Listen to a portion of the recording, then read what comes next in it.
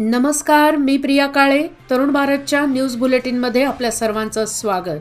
आता पाहूया ठळक घडामोडी. 4 डिसेंबर पासून बेळगावातील सुवर्ण विधान सौध येथे हिवाळी अधिवेशन 10 दिवस चालणार आहे. गुरुवारी बेंगळूरमध्ये सिद्धरामय्या यांच्या नेतृत्वाखाली पार पडलेल्या मंत्रिमंडळाच्या बैठकीमध्ये हा निर्णय घेण्यात आला.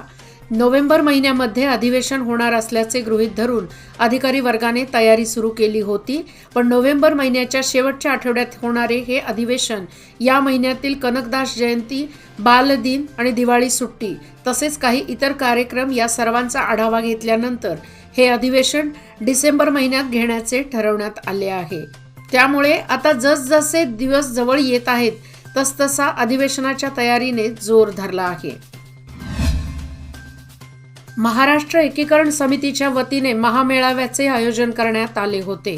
2021 मध्ये आयोजित केलेल्या या महामेळाव्याप्रकरणी महाराष्ट्र एकीकरण समितीच्या नेत्यांवर आणि कार्यकर्त्यांवर गुन्हा दाखल करण्यात आला होता.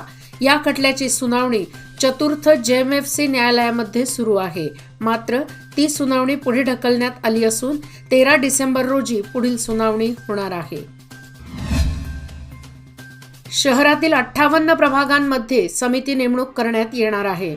यासाठी महानगरपालिकेकडून वारंवार आवाहन करण्यात आले, मात्र जनतेकडून म्हणावा तसा प्रतिसाद मिळत नसल्याचे दिसून आले. 8 डिसेंबर पर्यंत प्रभाग नेमणूक करण्यासाठी मुदत देण्यात आली आहे. तेव्हा जनतेने तातडीने अर्ज भरून द्यावेत असे आवाहन महापालिकेच्या अधिकाऱ्यांकडून करण्यात आले आहे. सिव्हिल हॉस्पिटलमध्ये प्रसूतीसाठी दाखल करण्यात आलेल्या अनगोळ येथील रुग्णाच्या कुटुंबियांकडून ऑपरेशनसाठी 10,000 रुपयांची मागणी करण्यात आली होती. याबाबत सदर रुग्णाच्या कुटुंबियांनी बीम्समध्ये काम करणाऱ्या कर्मचाऱ्याची माहिती समाजसेवक विजय मोरे यांना दिली. ही बाब लक्षात घेत रुग्णालयामध्ये गोरगरिबांची होणारी लूट पाहून विजय मोरे व त्यांच्या सहकाऱ्यांनी बीम्स संचालक अशोक कुमार शेट्टी यांची भेट घेऊन हा प्रकार निदर्शनास आणून दिला. बीम्स संचालकांनी कारवाईचा बडगा उगारून दोन्ही कंत्राटी कर्मचाऱ्यांना निलंबित केले. तसेच कंत्राटी कर्मचाऱ्याला सेवेतून कमी करून नवीन कर्मचाऱ्याची नेमणूक करण्यात यावी अशी सूचना कंत्राटी कर्मचारी पुरवणाऱ्या एजन्सीला केली. दरम्यान कर्मचाऱ्यांची चांगलीच झाडाझडती करण्यात आली. अधिवेशनाच्या पार्श्वभूमीवर सामरा ते शहरापर्यंतच्या रस्त्याच्या डांबरीकरणाला प्रारंभ करण्यात आला आहे. बसवनकुर्ची परिसरात रस्ता खराब झाला होता. आता त्याचे डांबरीकरणच करण्यात येत आहे. या रस्त्यावरून आमदार, मंत्री आता ये-जा करणार आहेत. त्यामुळे हा रस्ता करण्यात येत आहे. मात्र येथील जनतेची काहीतरी काळजी आहे का असा प्रश्न आता उपस्थित होत आहे. RTO ते किल्ला तलावाकडे जाणाऱ्या रस्त्यापासून शिवाजीनगर 5व्या क्रॉसकडे जाणाऱ्या रस्त्यावर असलेल्या सीडीला भगदाड पडले आहे. त्यामुळे रात्रीच्या वेळी लहान मोठे अपघात घडत आहेत. काही पादचारी त्यामध्ये पडून जखमी झाले आहेत. तेव्हा तातडीने त्याची दुरुस्ती करावी अशी मागणी या परिसरातील नागरिकांतून होत आहे. बिजगर्णी येथे काही वर्षापूर्वी लक्ष्मी यात्रा भरवण्यात आली होती. या लक्ष्मी यात्रेचा हिशोब मागितल्यानंतर वादावादी झाली होती. त्यानंतर एकाला मारहाण करण्यात आली होती. या प्रकरणी 6 जणांवर बेळगाव ग्रामीण पोलीस स्थानकात गुन्हा दाखल करण्यात आला आहे. यामधील एका संशयिताला न्यायालयाने जामीन मंजूर केला आहे. विनोद उर्फ लक्ष्मण गणपती पाटील, वय वर्षे 36, राहणार इंदिरानगर, बिजगर्णी असे जामीन मिळालेल्या युवकाचे नाव आहे. आज अशोकनगर येथील नागरिकांनी महापौर शोभा सोमनाचे यांना आपल्या परिसरातील ड्रेनेज लाईन संबंधी तक्रारी सांगितल्या होत्या. त्याची त्वरित दखल घेत महापौर, उपमहापौर, गट नेते, स्थानिक नगरसेवक तसेच संबंधित अधिकारी यांच्यासह अशोकनगर येथे भेट देऊन तेथील समस्या जाणून घेतल्या आणि त्या त्वरित सोडवण्याचे आश्वासन देत महापौर शोभा सोमनाचे यांनी ताबडतोब दुरुस्तीचे आदेश दिले. यामुळे नागरिकांतून समाधान व्यक्त होत आहे. एरोस्पेस कंपोनंट्स तयार करण्यात आघाडीवर असलेल्या बेळगावच्या एकच प्रायव्हेट लिमिटेड या कंपनीला विमानांची निर्मिती करणाऱ्या जगातील सर्वात मोठ्या एअरबस कंपनीच्या A320, A330 निओ आणि 350 या विमानांच्या काही महत्त्वाच्या कंपोनंट्स पुरवठ्याचे विस्तारित कालावधीचे कंत्राट प्राप्त झाले आहे.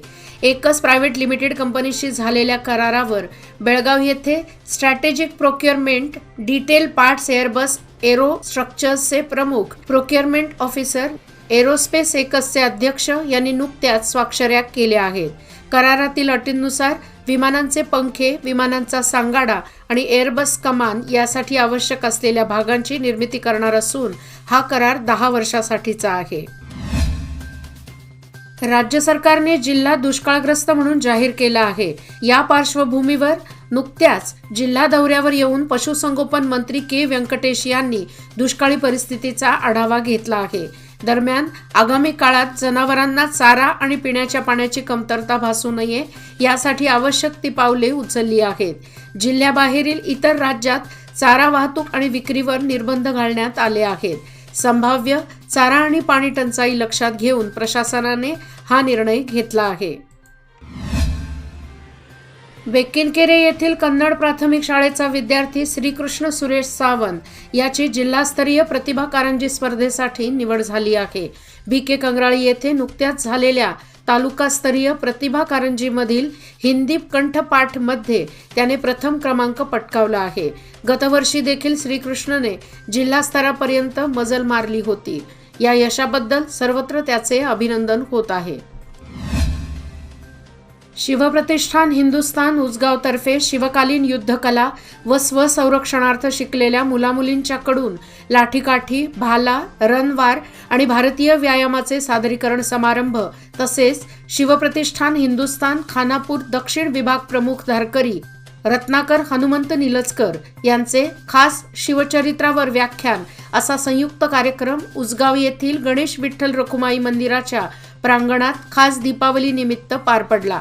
प्राथमिक माध्यमिक विभागातील 120 मुलामुलींनी सादरीकरण करून नागरिकांच्या डोळ्याचे पारणे फिटले आणि उपस्थित नागरिकांची मने जिंकली. खानापूर असोगा मार्गावरील रेल्वे स्टेशन जवळील भुयारी मार्गाची उभारणी गेल्या काही वर्षापासून रखडली आहे. यासाठी मनसापूर, भोसगळी, कुट्टीनहोनगर ग्रामस्थ खानापूर रेल्वे स्टेशन जवळ भुयारी रेल्वे पुलाची मागणी करत आहेत. त्यात रेल्वे गेट जवळील रस्ता अत्यंत अरुंद व धोकादायक आहे. भुयारी रेल्वे पुलासाठी निधी मंजूर होऊन सुद्धा तांत्रिक अडचणींमुळे पुलाचे काम गेल्या 2 वर्षांपासून प्रलंबित आहे. मागील काही दिवसांपासून हळूहळू थंडीचा कडाका वाढू लागला आहे. सकाळी आणि रात्रीच्या वेळी थंडी वाढू लागली आहे. शहराचा पारा घसरू लागल्याने वाढत्या थंडीला नागरिकांना सामोरे जावे लागत आहे. तर विविध आजार देखील बळावू लागले आहेत. त्याबरोबर थंडीसाठी उबदार कपड्यांना मागणी वाढू लागली आहे.